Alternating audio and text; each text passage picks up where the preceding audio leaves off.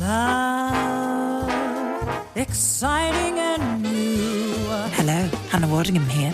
Have you seen the fabulous new Sun Princess? World-class entertainment, exceptional dining, and the greatest pizza ever. It's a love. Don't miss our Come Aboard sale with up to 40% off and free room upgrades. Visit princess.com or call your travel advisor to book. Princess Cruises. Terms and restrictions apply. Offer ends 2/28/25. Ships are Bermudan and British registry. Are negative Google reviews hurting your business? Don't let unfair feedback cost you customers. At Webamax, we specialize in removing false, misleading, and damaging reviews so your online reputation stays strong. Our expert team works quickly and legally to clean up your digital presence, helping you rebuild trust. Visit us on the web at www.gowebamax.com. That's GOWEBIMAX.com, or text us for a free quote at 856-840-8343. Don't let bad reviews define you. Get immediate help from Webamax. This episode is brought to you by Coffee Mate. After watching this season of the HBO's original series, The White Lotus, this is the tropical getaway I needed. One more pina colada, please. Hey, you're not on mute. Oh, I thought I was in paradise. Turns out it was my Coffee Mate. Coffee Mate Pina Colada and Thai iced coffee flavored creamers. Inspired by the newest season of HBO's original series, The White Lotus. For the love of coffee.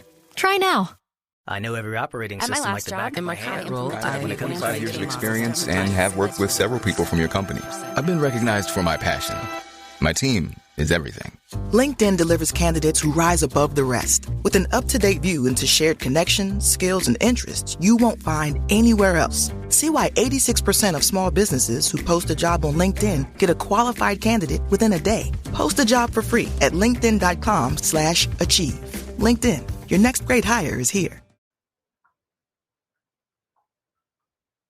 Robbie, you're muted. Well, welcome back to the Skating Penguin Network, everyone. A special edition tonight. It is late in the evening, at least on the East Coast, on the 20th of February. And we just moments, we're back, we're here together moments after the conclusion of the Four Nations tournament. A championship game, winner take all in Boston. And just what a game, what a tournament. Canada in a back and forth affair in overtime. It falls on the stick of Connor McDavid. He beats Connor Hellebuck, and Canada is the Four Nations champion. And just, again, not the ending that I wanted, but what a hockey game and what a tournament and what a moment for the NHL. Just, I don't think they could have scripted this better. I am joined by Snail out in Seattle. Snail, I mean, just what a hockey game. Oh my God, it was so good. Shades of 2010. And it's, God, so much to get into about this game. The physicality was there. The speed was there. Dude, Jordan Binnington, holy moly. Kind of, I wasn't expecting this type of performance from Binner, honestly. They're calling him Bin Laden now. And I've seen some photos surfacing of him. Anyways, dude, has the torch been passed? Has Sidney Crosby passed the torch for the Olympics next year? What's that? Has the torch been passed? Yeah. In terms of Crosby and McDavid, I mean, it's, let's see it in the Olympics, I guess you could say. But this was very reminiscent of how Crosby made his first biggest international splash the same way. It was quote unquote an exhibition. I wouldn't say that any of these games was played like an exhibition hockey game. It's all-star in terms of the teams are just stacked with the best players in the world, but that's how this tournament was always going to be. And I mean, I guess you could say the torch has been passed. McDavid had a fantastic tournament. McDavid was all over the place tonight. If it wasn't for JT Miller, he probably wins it in the dying moments of regulation. But yeah, I mean, he took over this tournament. He and McKinnon, like McKinnon's been great, obviously, for a while. We've seen McKinnon at the top level for quite some time now, but yeah, it feels like, Crosby still wore the C, but he was kind of the father figure to these guys that have never really experienced this before at this level. A lot of these guys have won World Junior tournaments, but I mean, Crosby has 2 Olympic golds. Just off the top of my head, I think the only other player with Olympic success on this team for Canada was Drew Doughty, and he was a last-minute addition. Now, he replaced Alex Pietrangelo, who would have been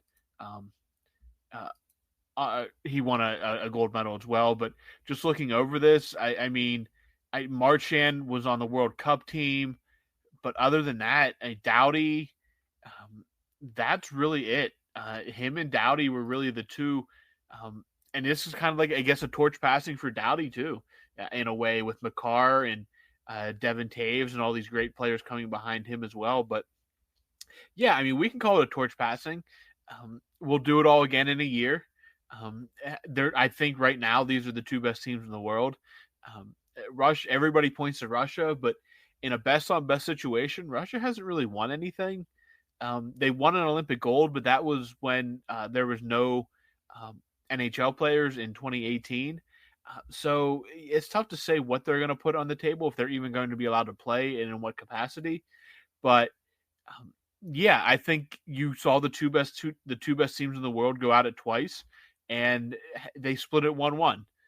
Canada gets the trophy, but the United States still won one of these 2 games. And I think that next year it's just going to be these 2 again, head to head, and they're just the 2 predominant powers in international hockey right now when the best on best are available. And U.S. is right. U.S. is sneaking up right there with Canada. I mean, like, U.S. has come so far in international hockey. Like, it's truly a crime that we've been robbed of international play since 2014. The World Cup of Hockey, you can count that if you want, in 2016, sure. But there's been a couple opportunities since then, and U.S. hasn't really been able to flex their muscles. Clearly, Sullivan's a great coach. I think as Pittsburgh fans, he's kind of worn on us. And it's not him, it's the team, because they've been declining. But Sullivan's missed some opportunities to coach internationally. The Tkachuk dude. When I heard Brady Tkachuk has been in the league for 7 years, I felt that one. So yeah. I remember watching him get drafted, and I was like, yeah, it'll be interesting to see what this young Tkachuk, the youngest Tkachuk, is capable of. He's been in the league 7 years now. Obviously there's been some, anyways. Yeah. I mean, we all know it's been a gong show as far as, the state of the world and all the things that have in whatever that has held the NHL from held the NHL players back from going to the Olympics. But man, how refreshing. What a great tournament. This was, like you said, an exhibition, a quote unquote exhibition. I mean, Matthew Tkachuk might be week to week, like, for the Florida Panthers. Yeah, I mean, you're going to look at a bunch of guys in this tournament. Charlie McAvoy is going to be out week to week. Tkachuk, credit to him, tried to give it a go tonight and played about 2 full periods of hockey, and he just could not finish this game. He was just so limited, and it's tough to see him not get his chance on this stage. But credit to his brother, Brady stepped up. That guy's an animal. Brady is an animal. Brady's like a different, like, I don't know. They're brothers, but like they share a personality, but they seem very, very different as well. It's a little bit odd. Like, Matthew always seems to me like he's much more of the abrasive one, whereas Brady is a little more laid back, but he was an absolute beast tonight. He'll get chastised for what happened on the McDavid winner, but I thought Austin Matthews was fantastic tonight. 2 assists. If not for Jordan Binnington, hasn't won multiple times in overtime. Kachuk should have won it in overtime too, but Bennington robbed him as well.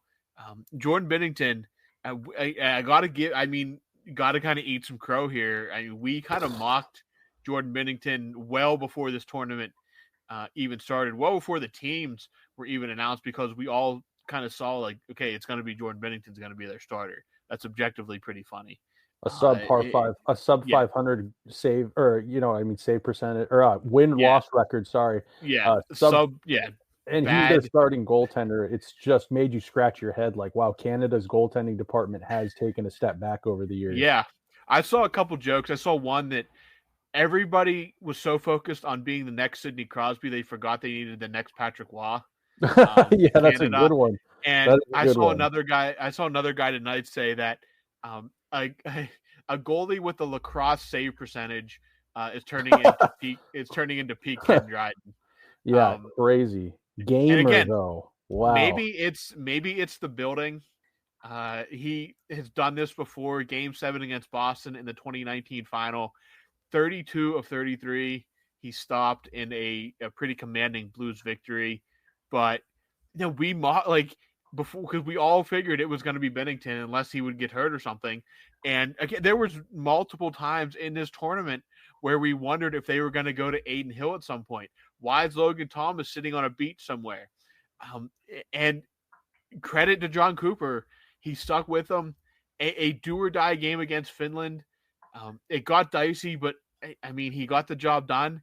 And then tonight, he looked a little shaky at times, but when it mattered most, he makes 6 saves in about how much overtime did they play? They played about 8 minutes of overtime. He made 6 saves, 3 of them that would be candidates for save of the year.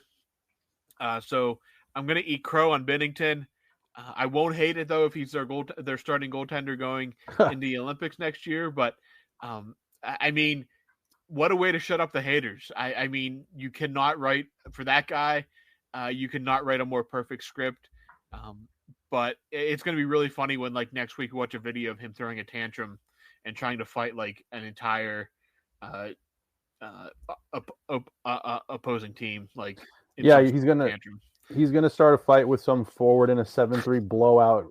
He's losing. The Blues are losing 7-3, and he's gonna start a fight with someone's fourth line player. Yeah, exactly. So, this is Binner's Stanley Cup this year, because the Blues are not making the playoffs. This is his big moment for the year, and good on him, man. In that first 5 minutes of overtime, he was standing on his head making incredible saves. When Kachuk fielded the puck to himself, to his stick, and he was already spread wide, I was like, oh my, I thought it was over. My whole family jumped. We were like, oh shit. Yeah. He had some amazing saves. So, dude, yeah, I have to kind of take a little bit too, because I was like, I would have gone to Aiden Hill a couple games ago, probably. Everybody figured that Aiden Hill they were going to go to at some point, and credit to John Cooper for they either have no faith in Aiden Hill, or Simone Montembeau, or Montembeau, he's or what? But to just go out there, shut it out, and then just tell the haters to suck it. Props to him, man. McDavid, he went to a final last year. They're good again this year in Edmonton. A huge moment for him, though. But these are the 2 best teams in the tournament. I firmly believe they're the 2 best teams in the world right now when it's best on best. Hopefully, we get just as much entertainment next year, which I have no doubt we will. One thing I saw people asking, do you think we're going to get a bunch of fights again? And it was pretty much they're treating this as a cup final type game. Mm-hmm. Dude, you're not going to do anything. The refs, for the most part, let them play. The refs put the whistle away. I think there was one penalty in the entire game. It was on Vinny Trocheck. One thing I will say about the Team USA, the guys that really stood out and played a great tournament. I thought there were some guys that did not look good. Downright were not good in this tournament. Who would they be? Just I curious. thought Adam Fox was not good. I didn't think he was good either, man. I didn't see. I hardly at any point noticed Jack Hughes at any point in this tournament. Yeah, there are two that stuck out more to me. Kreider was kind of thrown in. Kyle Connor was scratched for this game. Crazy. Kyle Connor was scratched. But I'm not going to harp too much on those guys. Other guys that did stick out as good that I think need a little hype here before we kind of forget about them or they go back to their teams. Jake Sanderson, I think, is going to be a superstar. Really? Yeah, I think he was talked about getting a spot in this team before the tournament ever started. He kind of got squeezed out because of all the talent. Mm-hmm. Quinn Hughes goes down, and then Charlie McAvoy goes down, and he steps in. He scores tonight. I thought Jake Sanderson was excellent. I think he's going to be a superstar in this league. And Zach Werenski, who plays in Columbus, doesn't get a lot of attention. God. That guy's Werenski, in my opinion, Werenski is wearing an A next year in Italy. He's a superstar. He's been a superstar since he came into the league. But I think this tournament was the first that really got him some attention. I'm really glad for that because heck of a player, having a heck of a season. He had a heck of a tournament. He had, I think, 6 total points in 4 games. I think he was their leading point scorer. So heck of a tournament for him. Yeah, I think he did lead the team in points. Yeah, I mean, you remember, Robbie, when the Columbus Blue Jackets were actually going to the playoffs. Him and Seth Jones were like talked about as being Team USA's top pairing defense pair, like back in like 2016, 17. They were supposed to be that. Yeah. Seth Jones took the money and fell off an absolute cliff. Werenski's just plugged away in Columbus and just been a solid, steady Eddie and puck mover. He's the whole package. So. You could only imagine if you add Petro to Canada and you had Quinn Hughes to USA, those back ends are like, Jesus Christ. I mean, it's incredible depth. I'm really looking forward to next year where they're in Italy, right? I forget what city they said it's in. They're in Milan is where they will be playing the hockey in northern Italy. So it should be. I mean, the expectations for that tournament are going to be absolutely through the roof. I mean, the hype already started. I saw as soon as this game ended, somebody said it was like 356 days until the puck drops in that tournament. You're going to have an entire year of roster projections and guys fighting for spots. I think most of these teams, obviously you can't predict injuries. I think a good chunk of these teams will look very similar to what we saw outside of some fringe guys. But again, there's going to be guys that didn't make this team that break out or have good years that are going to put themselves in the conversation. And Finland and Sweden, we kind of haven't talked about them because they didn't play tonight, but they're going to be in this medal conversation as well. They're they're both good teams. Russia, the Czechs, everybody forgets about the Czechs who just won a world championship less than a year ago. Guys like Pasternak, they're going to be there as well. There's a lot of talent out there, and this tournament. I mean, I saw people tonight talking about hockey that I don't know if they even understand the game of hockey outside of they play it on ice, and that is what you need. That is what the NHL has to do. These people may not watch hockey again until the Stanley Cup final, if at all. But if that. If that. But hey, they watched, they loved it. Maybe that gets them hooked. Maybe they tune in more. Everything I saw from media outside of like the hockey sphere thought that the NHL absolutely knocked this out of the park. I know they did a great job. And as much as Gary Bettman, I feel like maybe in really like in recent, like really recent years, I'm talking like in the last like year, maybe 2 years, he's looked at in a little bit of a different light, maybe in a more positive light. He's the last guy anyone wants to give credit to, because of the lockouts and kind of the the scars on his resume. But dude, what a treat. I mean, I had no idea that middle of February, I'd be watching this an overtime game between Canada and US that had all the intensity of a Game 7 Stanley Cup final. My younger sister, she's younger than me by about 4.5 years or so. She does not care about hockey, never watched hockey unless maybe we went to like a WHL game or something when we were little kids. She heard the hype from this game, and she was watching the game with my family and I tonight. So that just shows the reach that this had. The patriotism came out, and I think a lot of people, we probably aren't even allowed to go into the things that Donald Trump's been saying, our president right now. Yeah. But let's just say he's been tuned into the action. It's a big W for hockey. Despite Canada winning as Americans, it's just a dub for hockey. And you know that they extracted some fans out of this event, and that's what we talk about every year. We want to grow the game. We want hockey to be we don't want another year where there's a lockout conversation. You know what I mean? We're so far away from that. The game is too good for that conversation anymore. And I think that this just boosted the stonks, the NHL stonks, like just through the roof. So stonks are high right now, and man, I'm almost, I'm going to go ahead and say it. I feel like we got to go back to school tomorrow. It's like, man, we got Penguins regular season on Saturday. God, like at least the trade deadline's in a couple weeks. So we have that to look forward to. But do you have that feeling at all, Robbie, where it's like, man, the vacation's over. It's time to go back to school and watch regular season hockey now?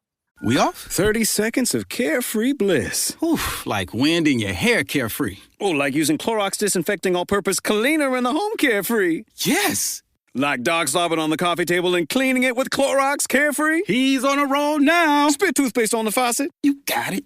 You got it.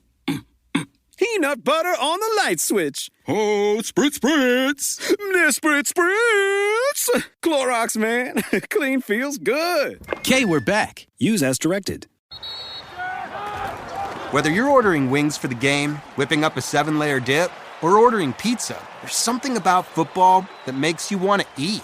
And this football season, Uber Eats has the best deals on game day food. No matter what you're craving, from 2-for-1 pizza to buy one, get one wings, Uber Eats will be dropping new deals each week, all season long. Uber Eats, official on-demand delivery partner of the NFL. Order now. Terms and conditions apply. See app for details.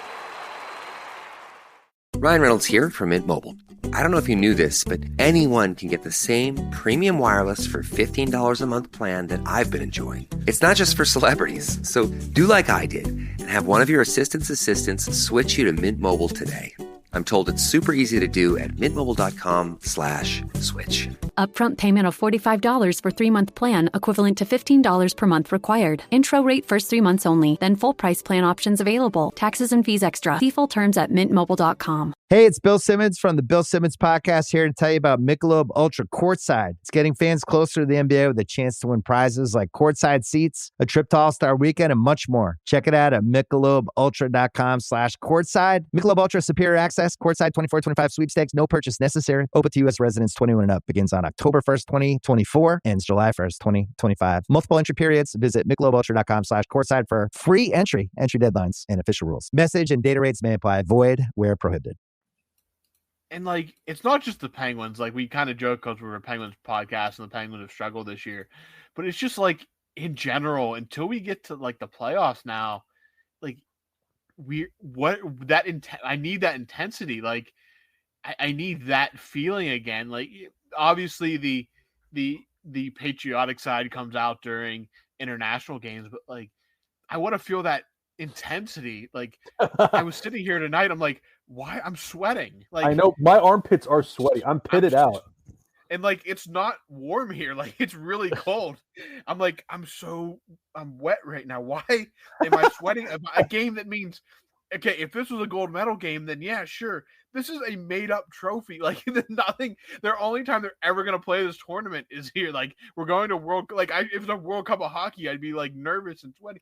It's a made up tournament. They're going to go back to playing normal hockey, like, starting on Saturday. And yeah, it's going to be so wild.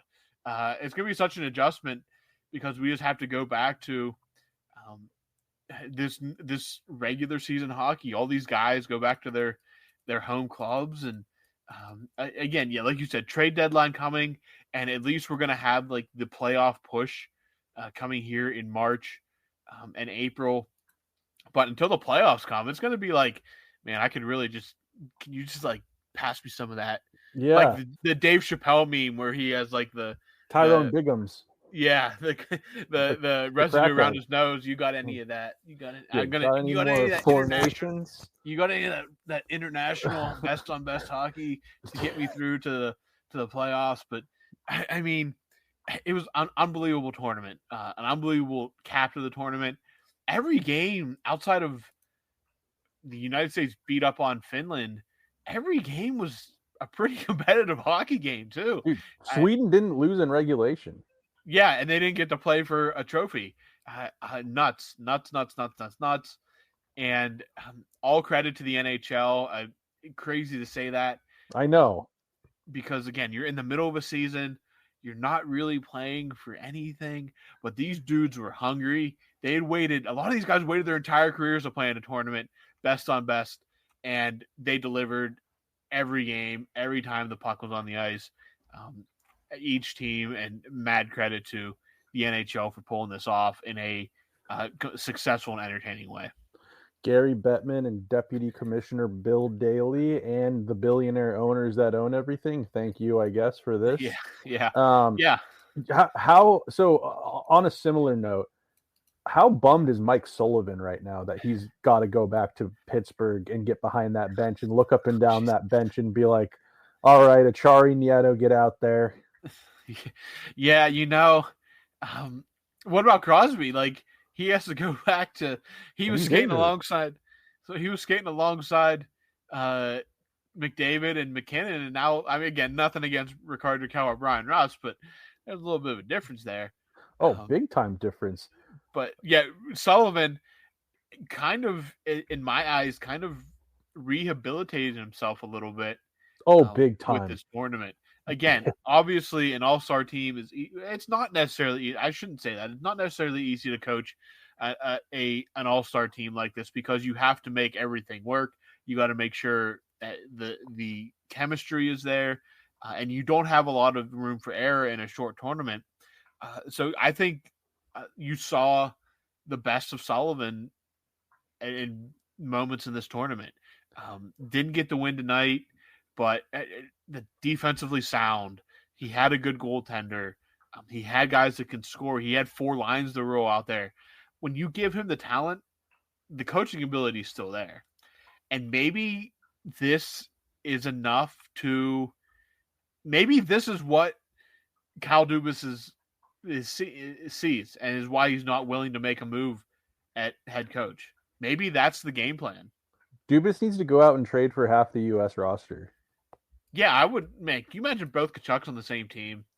See, I've heard people talking about that. Like, someone get Brady to Florida, and you know what? For me, I think Brady Kachuk, like, he's Jerome Iginla. Like, he doesn't score as Jerome Iginla has over 600 goals. Yeah, but he is like, he's Vinny LeCavalier. He's Jerome Iginla. He's Brendan Shanahan. Like, he is that type of modern day player. I mean, Ottawa unfortunately turned their season around for fans like us. Could you imagine what would, sign me up for whatever it would take, barring maybe like a Sidney Crosby 1-for-1 type deal. I'd give up anything to get Brady Kachuk in a Pittsburgh Penguins uniform. Would you rather have Kachuk or Brady than Matthew? Yes. Okay. That's fair. I mean, I Matthew is so skilled and so good, but I feel like Brady for me is when I watch him play. Of course, you could point to the fighting where he's borderline. He'll fight a heavyweight enforcer in the league right now. Like, he could go Tom Wilson, and it wouldn't be lopsided. But he has this insane finish. Matthew's a great playmaker. They're just a little bit different. I like what Brady brings, and he's just a smidge younger. So that's who I'd go for. But, oh, man, when Kachuk wanted out of Calgary, and you didn't think I'd put my hand up, I think I said trade Gensel for Kachuk. I'd be okay with a Kachuk for Gensel 1-for-1. Yeah, Brady is 2 years younger. He's 2 inches taller and about 20 pounds heavier. He's definitely, when they're on the ice together, you can definitely tell.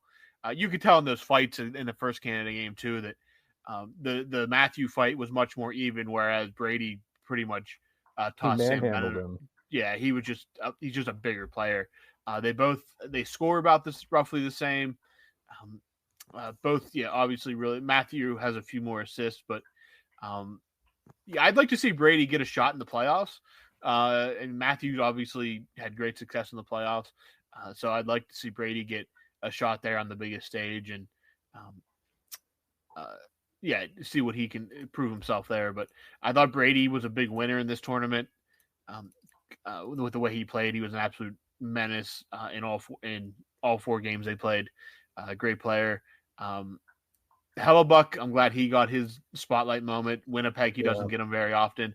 Hopefully he can put it together in the playoffs. He's the best goaltender in the world right now. I think I can't really put anybody really up against him at the moment. He's just he's running away with the Vezina. He should win it rather easily, if not unanimously. Yeah. But I think this tournament, I mentioned the teams looking relatively the same.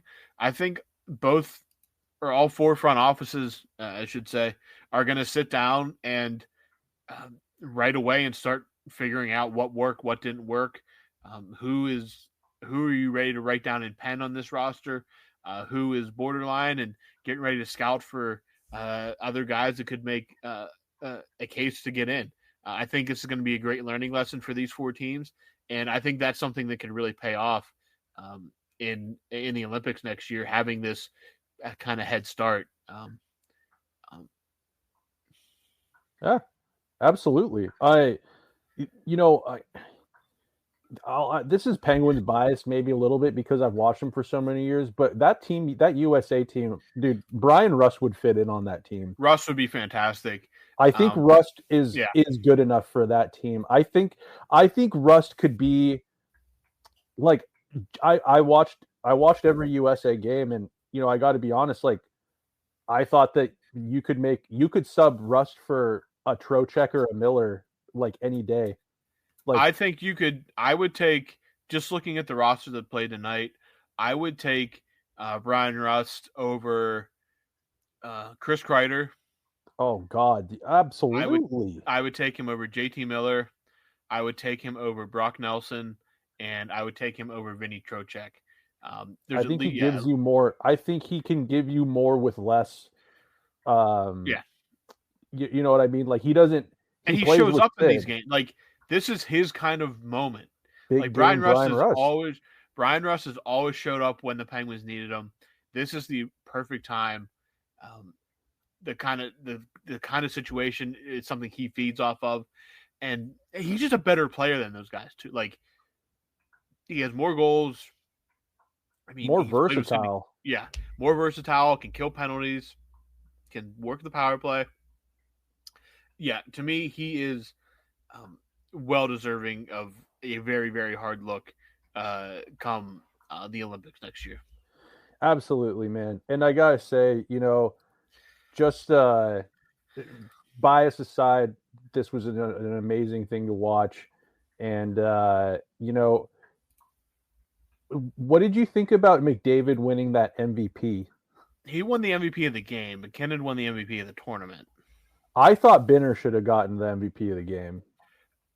Yes, because, I mean, anybody could have scored the game winner, but what Bennington did in that overtime and throughout the entire game, he was relatively good the entire game. But what he did in that overtime, the 2 point blank saves on Matthews, and then the save on Kachuk, I mean, all 3 of those should have been goals. And heck, he could go back to St. Louis. He's probably going to give them up. I know. I mean, they were good saves. They weren't lucky saves. They were good positioning saves. And again, they weren't like against fourth liner. Like Austin Matthews scored almost 70 goals last year. Brady Tkachuk was the Americans' best player in this tournament. Yeah, to me, Bennington should have been the MVP of this game. McKinnon as the MVP of the tournament, I don't think you can have much argument about that. He was an absolute a superstar. And I did want to mention one thing. Somebody, I think when we recorded last, we talked about the speed of like McDavid and McKinnon and how the guy made a good point. I believe it was Adam Gratz. He said McDavid going north to south is obviously probably the fastest player in the NHL. But when McKinnon is cycling in the zone, he has a speed level that is just absolutely absurd. Like it's a different kind of speed. And they said like in that case, when he's in the zone, he's the fastest player that they've ever seen. I think so too. I think that the way McKinnon moves doesn't really make sense to me sometimes. He skates weird. He skates almost like a statue.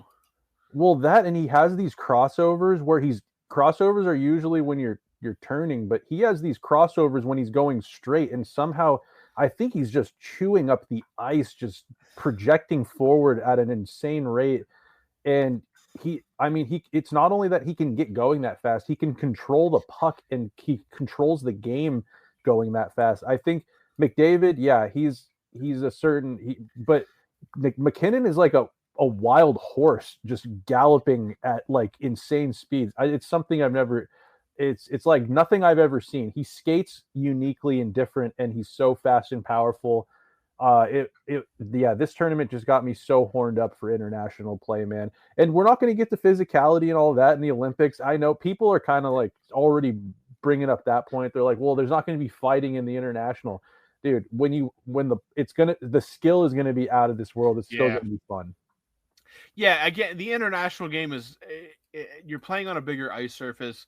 It is a different. Again, you can still hit. You're still gonna have the hitting. You're not gonna have the fighting. And in a tournament like that, I don't think you necessarily need the fighting as much. The bad blood's gonna be there again, and they kind of got it already juiced up now. Like the juices are already flowing, but the skill, the bigger ice, tends to help the skill players. It's not as cramped. So it's going to be, it's going to be super exciting. If you listen to anyone tell you about beating down on the international game, don't listen to them, because it's going to be a heck of a show next year. You could argue it could be better too, because of the gold medal. That's an even bigger trophy than what you called it, Robbie, the chalice that they awarded this game. Yeah. And I don't know if you wanted to move off of I know this is why we're recording, but I would be remiss not to bring up the loss of legendary Pittsburgh announcer Mike Lange. And I just figured this was a good time. We could probably shift over and maybe say, whatever at this point about him, because he deserves some airtime. We are a Penguins podcast. Yeah. And I got the news. You got it probably a little bit before me because you're out there in Pittsburgh. I saw it. I was devastated. I just immediately started going through all of the classic things he used, his little whatever you call them, like his little taglines, his little catchphrases, kind of catchphrases. Thank you, catchphrases. And when I think of Penguins, I think one of the things for me personally, like growing up here in Seattle when I was really young, we had Dave Niehaus, the famous Mariners announcer, who was very eerily similar to Mike Lange with the catchphrases and just the way that they conducted the whole storytelling aspect of the ball game, kind of painting a picture for you. And then when I started falling in love with the Penguins and watching the Penguins long ago, I remember Mike Lange. It was weird because I think Mike Lange was actually, if I'm not mistaken, he wasn't even part of the organization on TV for quite a while. He was on radio. And so when I would listen to the Penguins, I remember telling you this too. Sometimes I would put the radio on and mute the TV because I wanted to hear Mike Lange's catchphrases and stuff. I thought he was more entertaining, and he's just synonymous with the Penguins for me. Hearing him call all of the people that have come through Pittsburgh's goals. He really gave the Penguins kind of a unique flavor in my mind, with his voice. And God, he will be missed. I know that he was having some health issues, I guess. I think that's why he stepped down originally, I think. Yeah. And then, ultimately, I think, he died. I think he's in his 70s. It's a massive bummer, but God, get a statue somewhere or a plaque in PPG, Lange's office or something like that. And God, I just know when it gets to be that point in the summer where I start rewatching Penguins games on YouTube to pass the time before the season starts, it'll hit a little bit different this year with him not being around. Yeah. So when I saw the news last night, it's one of those that it's not a family member, obviously, but he was the voice of my upbringing when it came to watching the Penguins. He's the only real broadcaster I've ever known in Pittsburgh. He retired from full-time play-by-play work in 2021, but his TV time was cut short in, I believe, 2006 or 2007, and his contract wasn't renewed by the local broadcaster, and then he actually became, so he wasn't actually an employee of the team until he became a radio, because the teams run their own radio stations, so he wasn't really an employee of the team until he became the radio guy after losing the TV gig. And I will say, and I saw this sentiment shared across social media, it was a huge bummer at the time when he went off TV, because most people watch games. They don't listen to them on the radio unless you're traveling. Especially now, it's a little bit different because I can access it literally anywhere on my phone.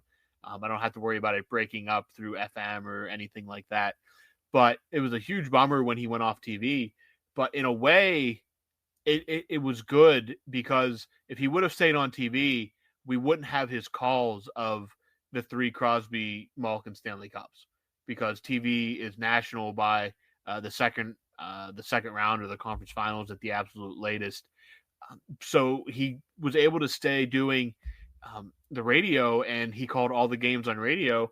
Well, you just had people would clip up the radio calls, and he got to be there like he was for Mario and Yager, calling their the finals in 09, 16, and 17. So we still got that experience. It definitely kind of gave him a little extra juice too, because it kind of rejuvenated his career in a way as well. And he was in Pittsburgh for a kid from California, found his way to Pittsburgh and had never left. It's kind of a story that you hear from a lot of players. Guys come here and then they never leave once they retire. And Mike Lange was that kind of person. And I didn't have to search very hard for YouTube videos or clips of his calls, because they were all over social media. Some great ones, some ones you forget that ever happened. The famous one from Game 6 in 2009, where he said after the Penguins won, he said, "I'll meet you in the schoolyard to play for all the marbles on Friday night." An incredible one. His call as Fleury dove across the crease to stop Lidstrom in 2009, and then the calls in 16 and 17 as they wrapped up back-to-back cups. But the goal, it's the goals that you don't remember. It's the Mario goal where he, in a random January night against anybody, he would dance around some guys and make an incredible play and score. It was Crosby just doing what he does in a night in and night out basis, and it's incredible the names that he has called in Pittsburgh. Guys like Lemieux, Yager, Francis, Crosby, Malkin, Letang, Fleury, Barrasso, Phil Kessel. Phil Kessel, yes, Phil Kessel is in there as well. I mean, unbelievable career, an unbelievable life, and I already saw people say we need a statue somewhere outside the arena. He is a Pittsburgh legend. He will forever be a Pittsburgh legend, and it's sad that he's no longer with us. But thank goodness for YouTube and all all the clips that are available online that we can go back and relive the good memories now, because it was truly an honor to have him as the voice of the Penguins growing up and be something I never forget. Absolutely. Couldn't have said it better, Robbie. That was a great, yeah, because I guess for you, I mean, you were so, you're so young, and he was the voice of the Penguins before that. So when he left that first time, was that when Steigerwalt took over? Yeah, he and him and Steigerwald called games together on TV for years. I like Staggy. They were the main booth guys for quite a while, and then Eddie Olczyk was in there at one point. Bob Airey then came in, and then they didn't renew his contract, and he went and worked with Phil Bourque for the Penguins. And yeah, we got another. Well, that was 2006, 2007. Another 14 years of him calling games. So forever grateful for that. And yeah, in the long run, it worked out because we have all his calls from the Crosby and Malkin Stanley Cup years. So yeah, we have that to fall back on, and very grateful for that. Absolutely, man. Rest in peace to a legend in Mike Lange, who, with his voice and his charisma, just like touched so many people, and made probably a lot of people fans of the Penguins. Like for me, he was as big a part of the production watching a Penguins game, whether it was the opening game of the season or whether it was a game going to be February 22nd, that Saturday at noon out here. You know what I mean? Like he just added to Sid's greatness. It was just a great time for Penguins hockey, and he was a huge piece of that. And so rest in peace to him. I figured we should touch on that before we forgot or moved on. And we could do a whole podcast probably on Mike Lange and calls he had and famous catchphrases and moments that he was a part of. But Sid celebrating not a gold medal, whatever, the chalice tonight from Four Nations. The only Penguin to take home any sort of hardware from this tournament. Mike Lange smiling down somewhere on Sid absolutely. The Kid. Yeah, and I'm sure on Saturday when the Penguins return to action, they will have, because they are at home on Saturday, they will have a very touching ceremony to honor him before the game, and probably stuff throughout the game as well. So stay tuned for that. I'm assuming they'll maybe even have a sticker or some kind of decal on the helmets to honor Mike. And as they should. Yeah, and they'll do a great job by it. Mario and Sid had nice quotes on Mike Lange, and Mike Sullivan spoke to the media and talked about Mike Lange as well. So very impactful to guys from old time Penguins hockey and the modern Penguins hockey that we watch today. So when we see what they do on Saturday, we'll be sure to touch on it because. Like we said, Penguins hockey's back on Saturday. They play Washington at 3:00 in the afternoon Eastern time. Yeah. And then they play on Sunday. They play at home again against the New York Rangers. So it will be a pretty hectic weekend here for the Penguins, getting right back to it. The good news is most of these teams outside of the guys that played in the Four Nations should be pretty fresh. Malkin's back. Rust is back. Yeah, both Gino and Brian and Rusty will be back on Saturday. Will be interesting to see if these Four Nations guys get a few games off. What's Sid's injury status? I guess we'll find out more. I'm assuming Raquel's probably going to play. Who else? Carlson, and I think that is it for the Penguins players in this tournament. So Sully. Maybe Sully. Yeah, I'm sure Sully will be back behind the bench. If bench. Sully won tonight, I'd be like, he's staying in Boston. Who's the assistant coach? The guy who's Mike Vellucci. Vellucci's taking over for that. Well, game. David Quinn's up with Sully too. So yeah, David Quinn wouldn't be there either if they won. Both could have been. They would have been red eyed and hair a mess. His tie would have been slightly unshaven. Tie would have been a miss. Maybe a little sweaty. Yeah, a little sweaty, unbuttoned at the top, a little, But no, we will resume normal recaps and stuff like we have been. I believe they're off Monday, so maybe do a Monday. mailbag. Maybe do a mailbag as well at the beginning of the week. But with the doubleheader this weekend, maybe do a Sunday record to catch the two Penguins games 1-1. But Snail, I don't have anything else really. Do you have anything that you want to say before we put a bow on this? I will say one thing, and I have to get this off my chest. I was cheering for Canada the whole time. Yeah, it didn't surprise me. I wasn't. I kind of figured you were. We win again. Yeah, exactly. So that's all I got to say. So because if the U.S. would have won, you would have just said I'm cheering for the United States anyway. So well, they didn't win, so you'll never know. But, yeah, that's fair. That's fair. But Sidney Crosby is my captain internationally and in the NHL. Yes, so Sidney Crosby has another trophy, remarkably. But yeah, that's so all Canada, I got, Robbie. All right, Canada wins 3-2 in overtime. Connor McDavid is the hero. That is the conclusion of the Four Nations tournament. Now we wait a year for the Olympics and the next round of best on best international hockey. But until then, the NHL resumes on Saturday. The Penguins are in action against the Capitals at 3:00 Eastern, and then on Sunday against the Rangers at 3:30 Eastern. So we're right back at it. No time to rest. But for Snail, I'm Robbie. We will talk to you guys this weekend after the Penguins go back to back.